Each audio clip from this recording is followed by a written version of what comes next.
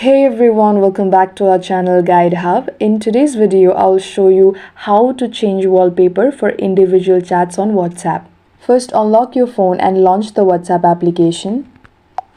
Open the chat you want to customize. For now, I will just go with WhatsApp.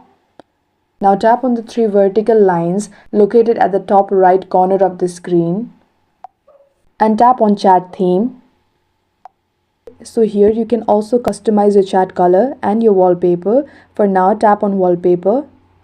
Here the application itself gives you multiple options, and also you can choose one from your own gallery. For now, I'll just choose one of these. I like this orange one, and simply tap on it and tap on the tick button located at the top right corner of the screen. Now go back to your chat. And yes, that's it. You have just changed wallpaper for individual chats on WhatsApp. From wallpapers to tones, it's all about making your chats feel just right. If this video helped you out, be sure to like, subscribe and hit the bell icon for more WhatsApp tips and tricks. Thanks for watching, and I'll catch you in the next one.